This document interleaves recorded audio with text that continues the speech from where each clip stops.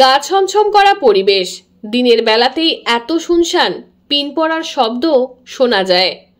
শুকনো পাতার খসখসানির মাঝে নির্জন দুর্গা দালান, রয়েছে 400 বছরের বেশি পুরনো এক রত্ন মন্দির। নমস্কার, তৃপ্তি পাল কর্মকার ও শ্রীকান্ত ভূঁইয়ার রিপোর্টে আমি সৌমি নাগদত্ত। টালিভাটা থেকে রাধাকান্তপুরের দিকে বাইকে 4 মিনিট মতো এলেই দেখতে পাবেন এই মন্দির ও দুর্গা দালান। পরিবারের এক গা ছমছম করা ইতিহাস রয়েছে।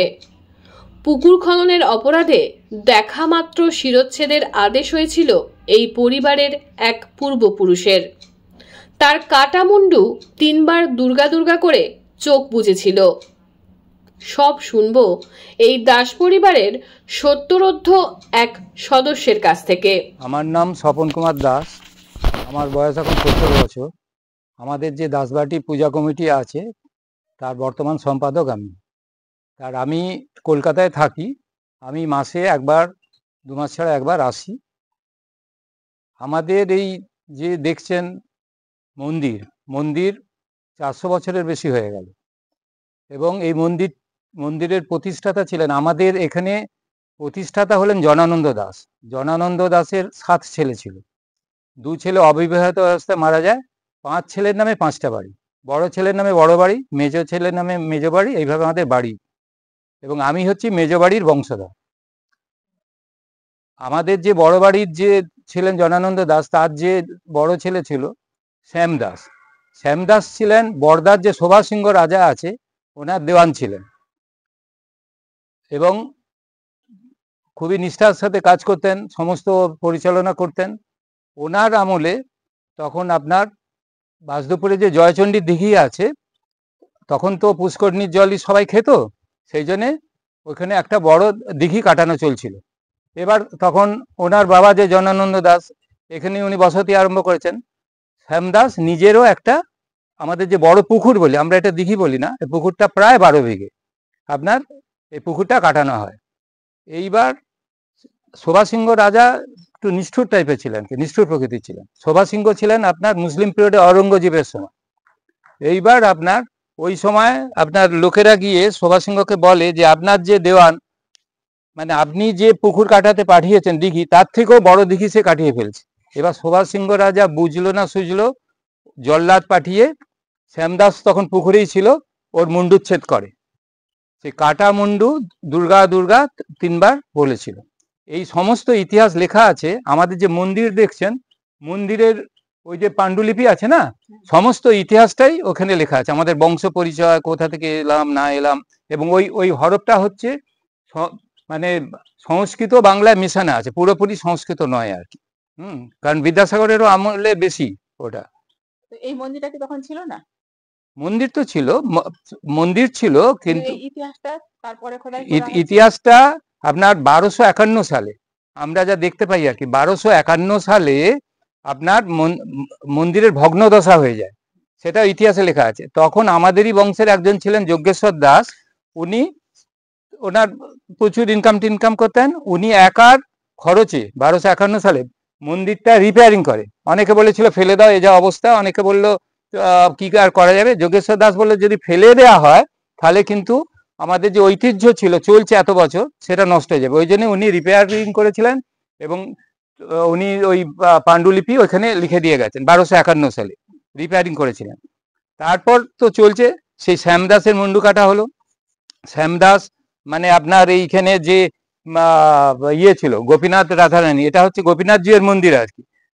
শ্যামদাস বর্ধমানে পাঠিয়েছিল তার মেজো ভাই এবং সেজো ভাইকে, বর্ধমান থেকে এনে এখানে গোপীনাথ রাধারানীর প্রতিষ্ঠা করে। শ্যামদাস আপনার, আমাদের দুর্গাপুজো চলছে 376 বছর, সেই দুর্গাপুজো শ্যামদাস প্রতিষ্ঠা করে যায়, এখনো চলছে। এবছরও হয়েছে আমাদের দুর্গাপুজো, দেখবেন আমাদের মন্দির আছে ওখানে, আপনি দেখবেন। তার এইভাবে আমাদের এখনো চলছে। আমাদের মানে এখানে আমাদের এই যে আমার দিদি আছেন, দিদি হেডমিস্ট্রেস ছিলেন আর কি প্রাইমারি স্কুলের। বর্তমানে দিদি সব দেখাশুনো করেন। আর দিদির এক ভাইপো আছে, এ থাকে শোভন দাস নামে। নাহলে আমাদের সবাই চাকরি সূত্রে আমরা বাইরে চলে গেছি। আমাদের পুজোর সময় সবাই আসে, সবাই একসাথে আমাদের খাওয়া দাওয়া চলে, সবাই মানে পুজোর সময় কিছু না হলেও 70-80 জন এক এক বেলায় আমাদের চলে আর কি। আর দশমীর দিন আমাদের আরো সব নিমন্ত্রিত থাকে, সবাই মিলে একটা বেশ সব দিনই প্রায় গেট টুগেদার টাইপেরই আমাদের হয় আর কি। তার এই এই অবস্থায় আমরা এখনো চালিয়ে যাচ্ছি, তার ঠাকুরের দয়ায় মানে চলছে আর কি। বংশের বড় ছেলে জনানন্দ দাসের যে বড় ছেলে ছিল সে হচ্ছে শ্যাম দাস, ওনারই মাথাটা সুভাষ সিংহ কেটে নিয়ে কাটতে বলেছিল, জল্লাদ এসে কেটেছিল। দুর্গার ভক্ত ছিলেন, কাটামুন্ডু দুর্গা বলেছিল, এবং সেই থেকে মানে কি বলা যাবে তখনকার রাজা মানে আমাদের এটা এই যে বাস্তুটা গোটাটাই উনি নিষ্কর করে দিয়েছিলেন। হ্যাঁ, আমাদের এখানে বড় পুকুর ইয়ে আছে প্রায় 12 বিঘে, আর আমাদের বাস্তু আছে প্রায় আপনার 20 বিঘের বাস্তু, আমাদের এক দাগে 20 বিঘের বাস্তু আমাদের। আমাদের বংশধর আপনার ছোট বড় মিলে প্রায় 90-95 জন আছে। সুভাষ সিংহ রাজার কাছে যেই হোক গিয়ে, যেমন সবাই তো আপনার মানে দুশ্মন থাকে, সে লাগিয়ে দিল যে আপনার যে দেওয়ান সে আপনি যে জন্য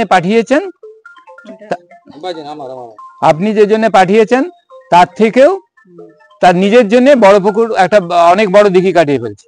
এবার সেই রাজা কোনো খোঁজ খবর করলো না, কিছু না, জল্লাদ পাঠিয়ে পুকুরে তখন শ্যামদাস ছিল ওইখানেই মুন্ডুচ্ছেদ করে, যেখানেই দেখবে সেখানেই মেরে দিতে হবে। হ্যাঁ, এরকম ব্যাপার, ইনস্ট্রাকশন এইটাই ছিল। তারপরে আপনার অপরাধটা ছিল যে বড় পুকুর কাটিয়ে, মানে শুধু তাই না, এটা একটা কথা, বড় পুকুর শুধু তাই না, আরেকটা সে নাকি অন্যায় করেছিল, মানে তখন তো মানে কোদাল আর ঝড়া নিয়ে কাটা হতো, মানে ওখানে গিয়ে বলেছে নাকি আপনার পুকুরের কাজের জন্য যত কর্মী লাগানো হয়েছিল ও নিজের কাজের জন্য লাগিয়ে দিয়েছে, এটাও একটা প্রবাদ আছে।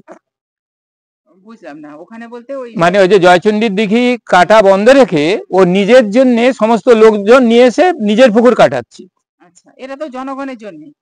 জনগণ তখন তো দেখুন জনগণের জন্য তো বটেই, তার কারণ হচ্ছে তখন তো পুকুরের জলই খাওয়া হতো, তখন তো আর টিউবওয়েল ছিল না, কিছু না, জলকষ্ট ছিল, তো সেই জলকষ্টের জন্য এখানে প্রয়োজন ছিল কাটিয়েছে। কিন্তু তা নয়, রাজাকে যেভাবে বুঝিয়েছে রাজা, এবার তো বললাম নিষ্ঠুর টাইপের ছিল, তখন তার মুন্ডু কাটা হয়, সেই কাটা মুন্ডু দুর্গা ছিল, এবং উনি মা দুর্গার সাধকও বলা যায়। তার সেটা হচ্ছে যে তার আগেও, তার কয়েক বছর আগেই তো দুর্গাপুজো আরম্ভ করেছিলেন উনি, শ্যামদাসী পুজো করে গেছে। আমাদের দুর্গাপুজো এখন 376 বছরের মতো চলছে। তারপরে এই মন্দিরের ওই তো বললাম মাঝখানে ভগ্নদশা হয়ে গেছিল, ঠিক মতো রিপেয়ারিং করতে পারছে না, কিছু না। তার আমাদের বংশের যে ছিলেন যজ্ঞেশ্বর দাস, উনি নিজের একার খরচে এই মন্দিরকে সংস্কার করলো। এইসব টেরাকোটার কাজটা ছিল আগে কি না ছিল জানি না, কিংবা থাকতেও পারে। সংস্কারটা ওখানে লেখা আছে 1251 সাল, বাংলার 1251 সালে, সেটাও প্রায় 200 বছর, প্রায় কেন 200 বছর তো হয়েই গেল। আমাদের মনে হচ্ছে তাই। আবার অনেক সময় বাবা বলছে যে আমরা তো বলতে পারবো না, তার কারণ সামনেটাই টেরাকোটা আছে, আর পাশের টেরাকোটা গুলো হয়তো বেশি ধ্বংস হয়ে গেছিল বলে, নষ্ট হয়ে গেছিল বলে একবারে সিমেন্টিং করে দিয়েছে। এটা আমাদের পক্ষে বলাটা খুব মুশকিল ব্যাপার। যাই হোক, সামনে টেরাকোটাটা দেখে উনি যতটা সম্ভব কাজকর্ম করেছিলেন। এবং উনি আপনাদের এই সামনেই দেখবেন ওই যে শিব মন্দির, সামনে সানমাদানা ঘাট আছে, তার ওইখানে আপনাদেরকে দেখাবো, ওনার নাম একটা লেখা আছে তখনকার হরফে, শ্রী যজ্ঞেশ্বর দাস বলে। আপনি গেলে ওই ছবিটাও তুলবেন, ওটা একটা মানে খুব ঐতিহাসিক ব্যাপার আর কি। আমরা ঘাটটা সংস্কার করেছি কিন্তু ওই ইঁটটাকে রেখে দিয়েছে, ইঁটের উপর খোদাই করা আছে। তার ওই শিব মন্দির প্রতিষ্ঠা আমাদের এই যে দেখবেন যত বাড়ি আছে, আমাদের সব বাড়িতেই কিন্তু মানে টিন বা অ্যাসবেস্টাস দেওয়া আছে। আমাদের পূর্বপুরুষরা বলে গেছেন আর কি, এখানে ছাদ করা যায় না। তার কারণ আমার বাবা বলতেন আর কি, তার কারণ নিষেধাজ্ঞাটা এই জন্যেই, মন্দির যেহেতু ঠাকুর একতলায় আছে, ছাদ করলে 2 তলা 3 তলা হবে, তাহলে ঠাকুরের মাথার উপর আমরা উঠে যাব, তো সেই জন্য আমাদের মানে বারণ করা আছে যে ছাদ আমরা করব না। আপনি এখানে দেখবেন সব বাড়ি আমাদের এই অ্যাসবেস্টাস টালি টিন দেওয়া আছে, এটা আমাদের বিধিনিষেধ আছে।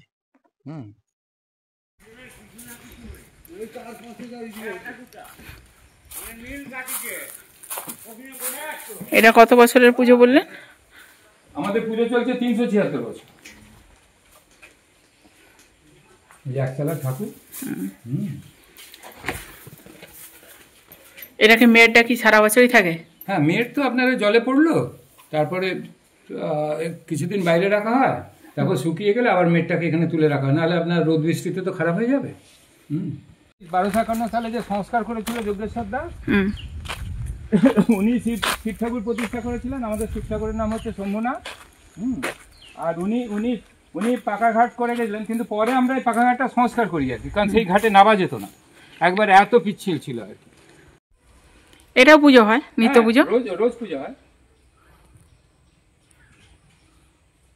রোজই পুজো হয়। শিব ঠাকুর, উল্টোর দিকে তুলসী মঞ্চ, সবই জনানন্দ দাস।